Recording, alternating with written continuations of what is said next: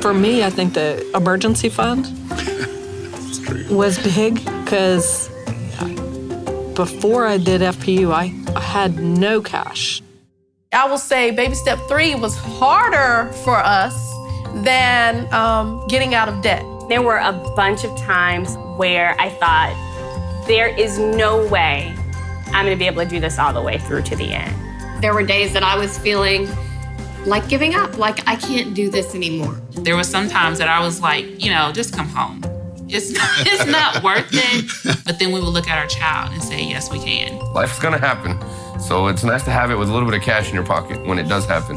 We've had a baby. My husband had jaw surgery, so we had to pay for braces. He was laid off just in January. So a year after us getting out of debt, 1 year later, we were working on step 3. For us, we kind of lost a little motivation a little bit because it was like, okay, well, that's behind us. Can we breathe now, All right, up to this point, you have been gazelle intense about paying off your debt. You are finished with baby steps 1 and 2. Can you imagine being completely debt-free? Oh, such a great feeling.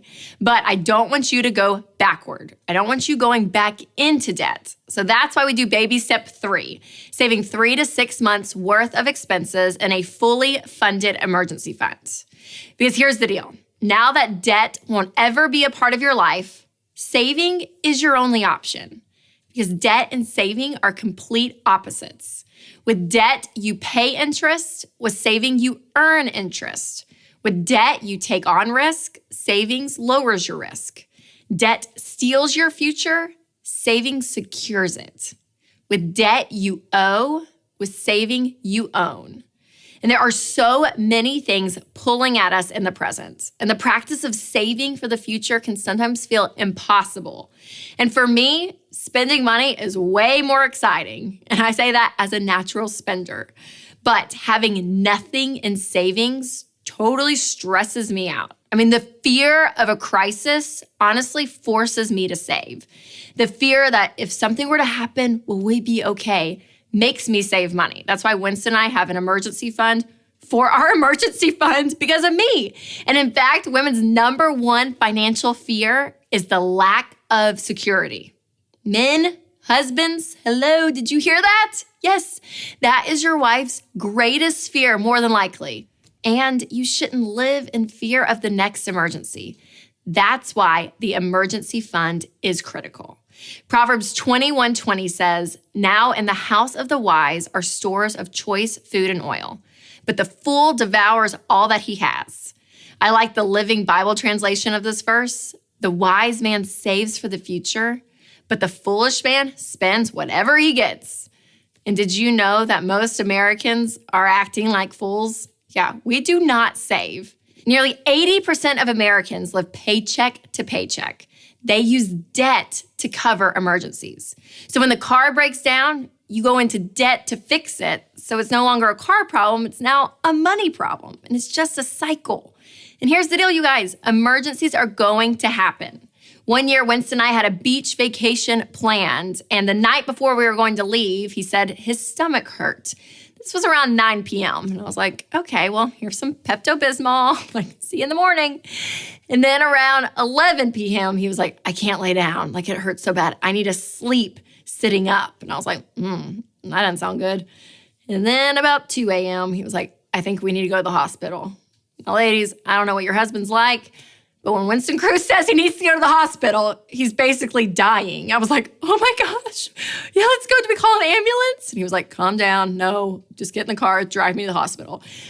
So we go in. Turns out he had appendicitis. Had to go right into emergency surgery.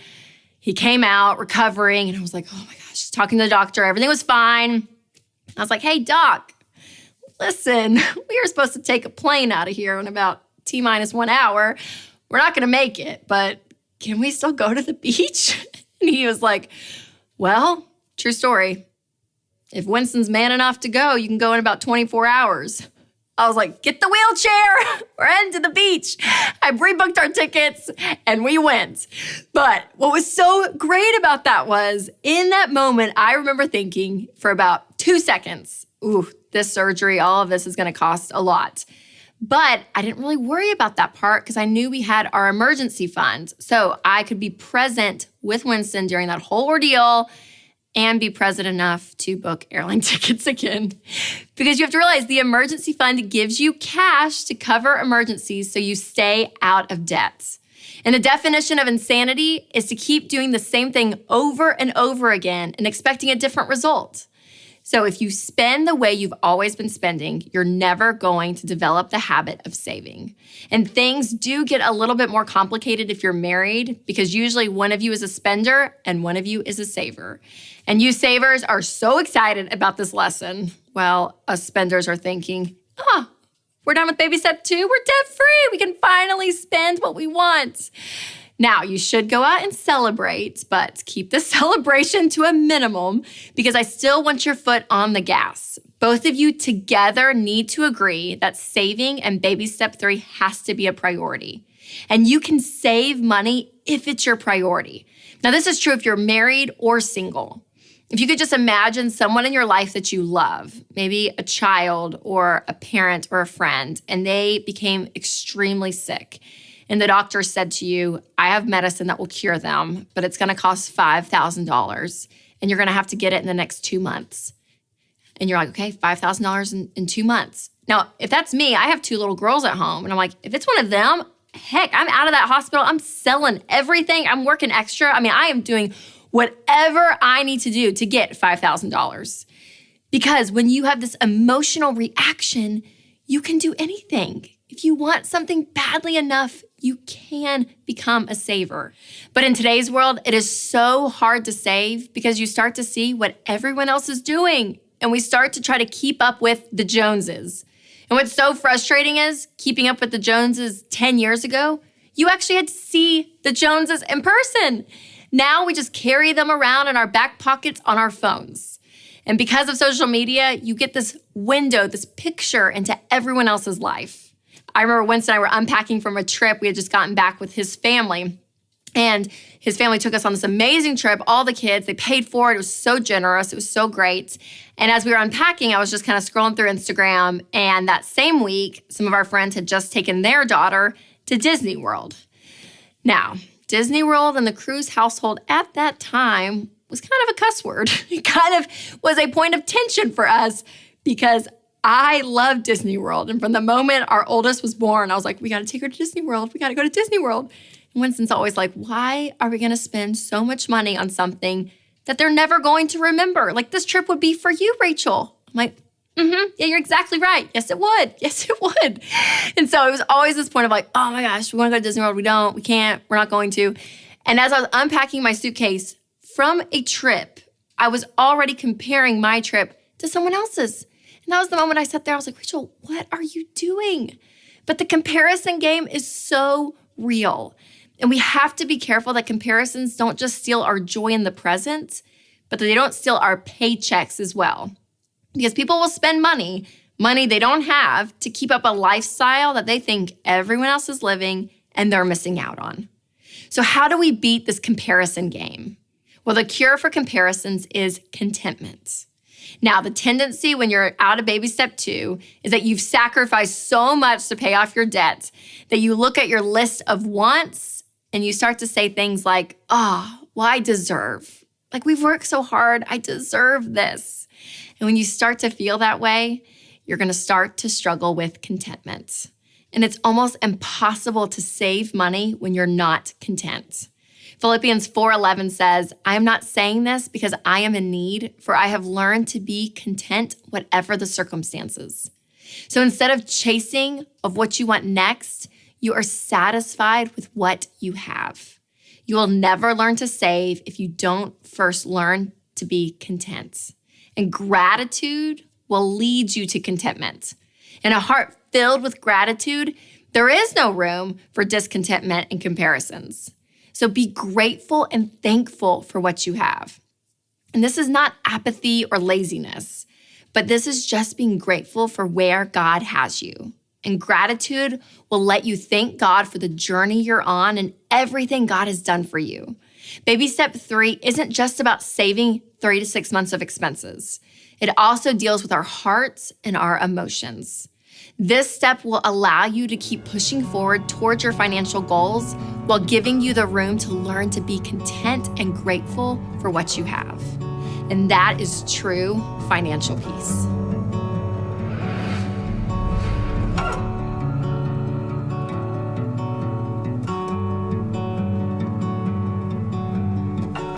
I remember being in the hospital, and we had just, at that moment, the month that she had gone in the hospital, we got to our 3 to 6 months. My wife and I met when I was 22 years old. Our finances, we did everything wrong. We were just choked, had no money, and all of a sudden, everything fell apart.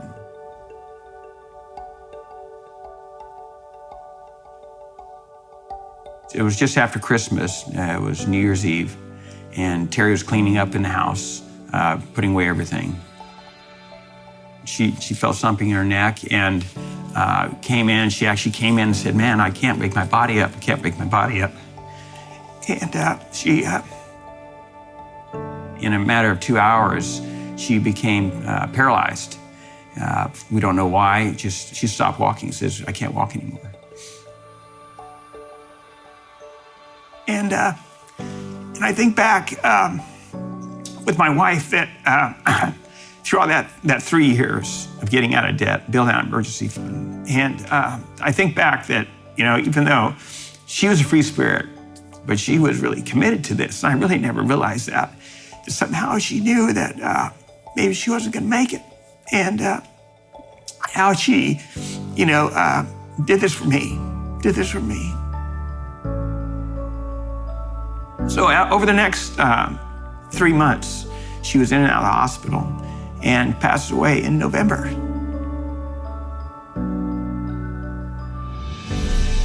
It was amazing because, through all that storm, through all the trials, I was able to sit there and not financially. I mean, literally, I could be off for 6 months and not have anything hit me, no financial worries. Nothing of that was of issue. We were able to focus with my kids, focus on her mom and go through that process with her. I think that was a huge blessing that we didn't really realize that we were preparing for.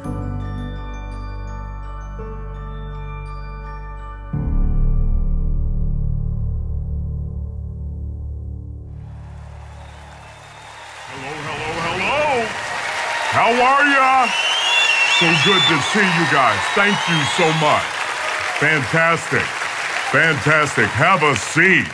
So let's talk about this. The voice. Someone asked me, "Hogan, when did your voice change?" Well, it was age 13. Yeah. And can you imagine me trick-or-treating at your house? Like, I scared people to death.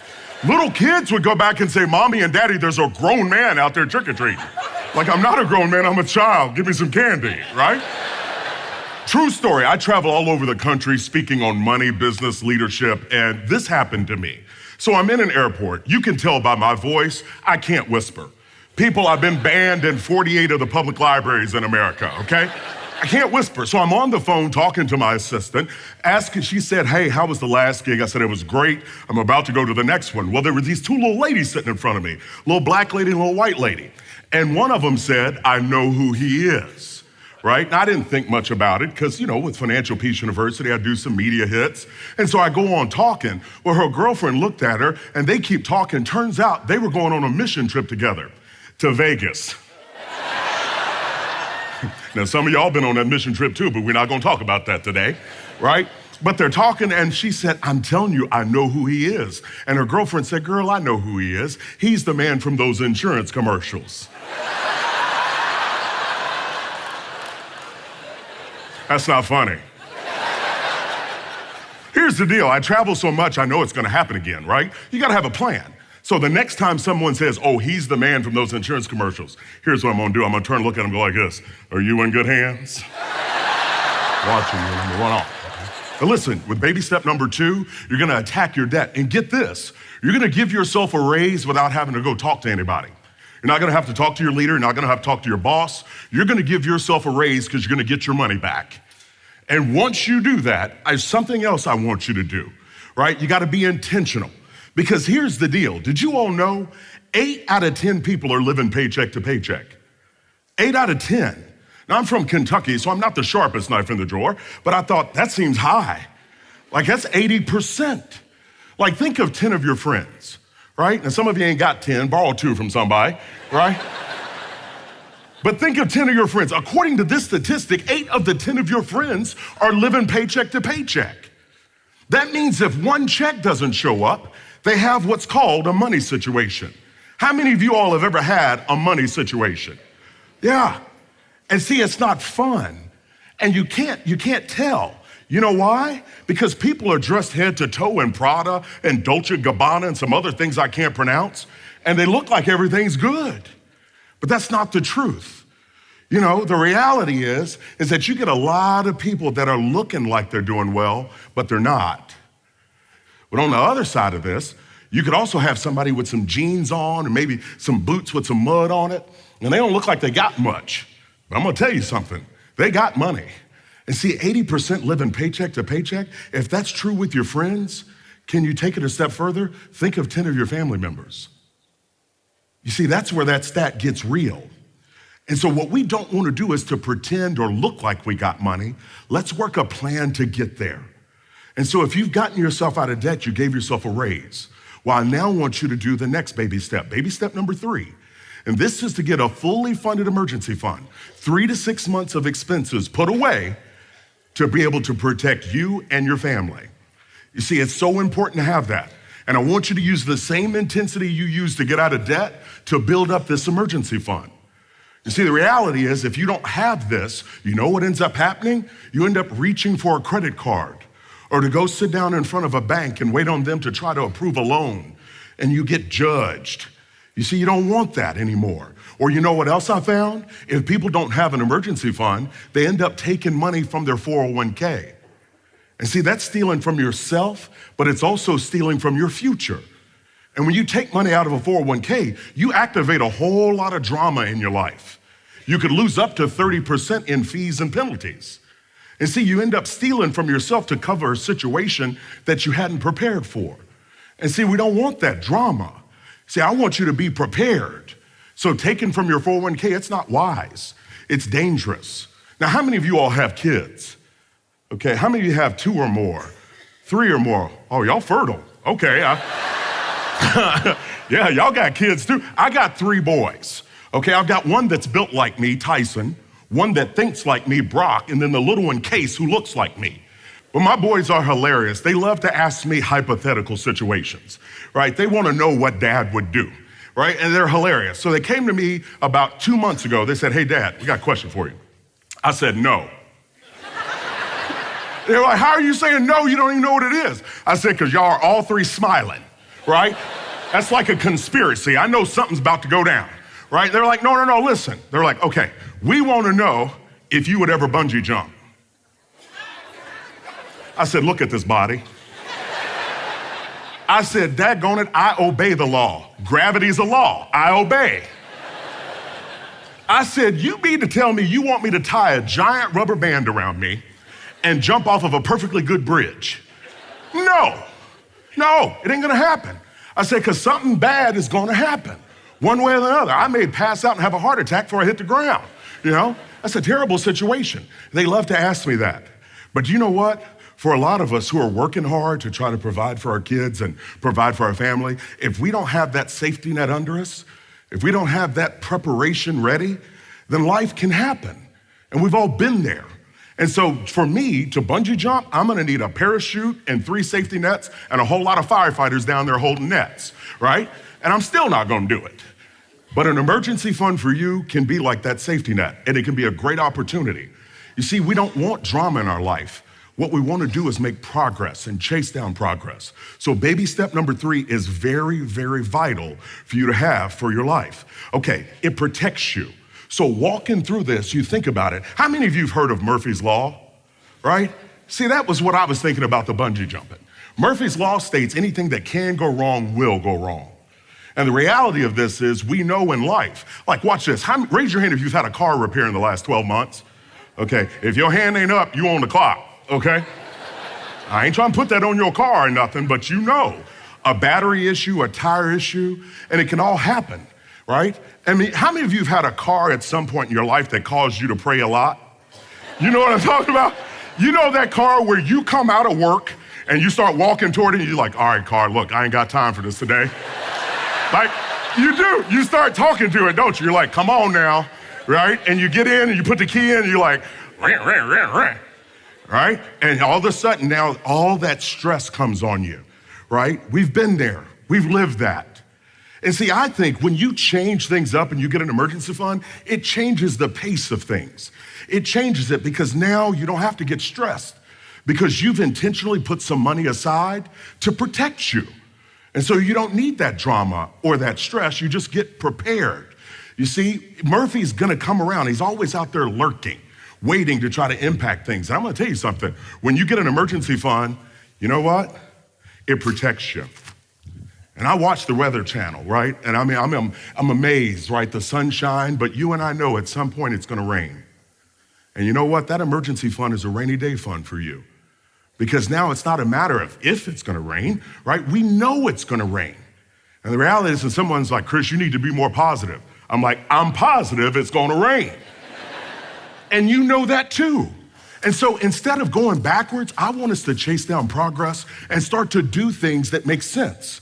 You see, we can make mistakes in the past, but I think when we think differently and we put ourselves in a different scenario, what we start to do is to move forward, and the goal is to be wiser. We don't want to repeat those same mistakes anymore. You want to move forward and move forward with confidence. Now, I've also been asked, well, Chris, how do you pick between 3 or 6 months of an emergency fund? And that's a very valid question. Here's the deal. The more unstable your income is, that means if you're self-employed or you're a commissioned salesperson or you're a single income household, I want you to rely more on a 6-month emergency fund. So that's money you're gonna tuck away, you're gonna put it in a money market account and let it sit there. See, the goal is for it to be liquid. Liquid simply means you can get to it when the need arises. Car repair, illness, job change, whatever it is, you've got money tucked away. But if your income is more stable, meaning if you're a dual income household, both of you are working outside of the home or making money, then now you could lean more toward a 3-month emergency fund. But the reality is, you need to hear me. Most people say, well, Chris, that's a lot of money just sitting there, right? Because you need to, if you're doing your every dollar budget, you know how much it takes for you to run your household on. Well, you simply multiply that by 3, right? Or multiply that by 6. So it's not about your income, it's your monthly requirement to take care of your household. See, an emergency fund is insurance, it's not an investment. Okay, now this is a shift and you need to hear me, so I need you all's help. At the count of 3, I want you to say, not an investment. You ready? Here we go. 1, 2, 3. Not an investment. That money is insurance. So we just want it to sit there and to be ready whenever you need it. So you don't have that what if scenario. You don't have to get stressed out. You know that that money is sitting there. Now remember, a money market account is where I want you to park it. A money market account is going to give you a better rate of return than a regular savings account. And so any bank, any place where you're doing your checking or savings, they can do a money market account. Now, if you're married, you and your spouse need to identify what's an emergency.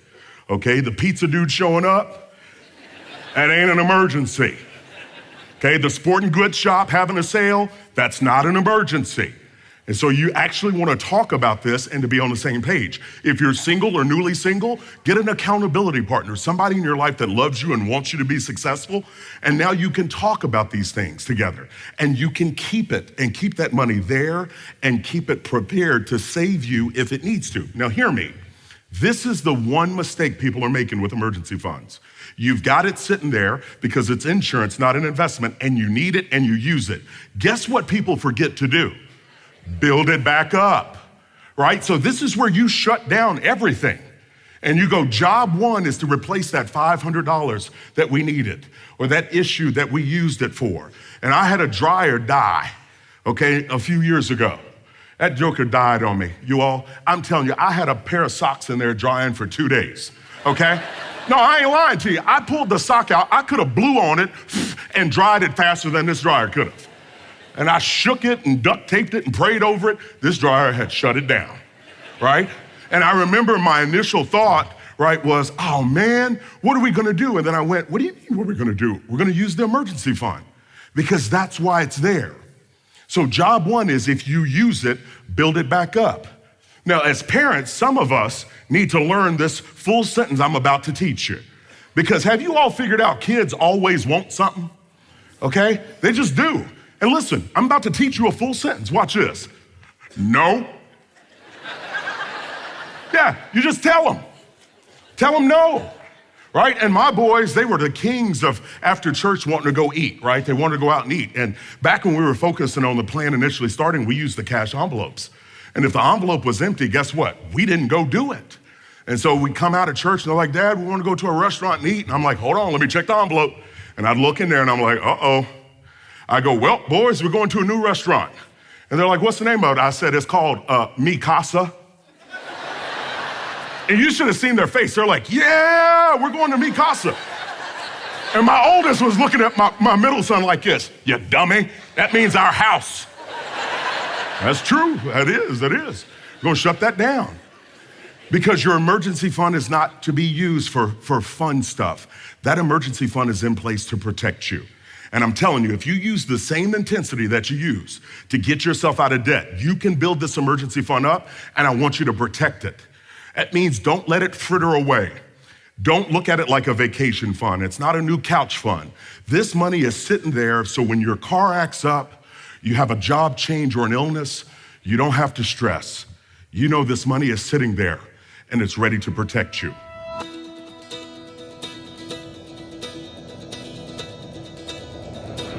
So we've had all these huge expenses, but the beautiful thing is that we did not have to incur any additional debt, which is awesome. To have cash in the emergency fund so that when things happen, because they do happen, to just pay for them, it's like, wow, that's crazy. We have our emergency fund, and it's like we just really got our car back a couple weeks ago, and I didn't even think about it.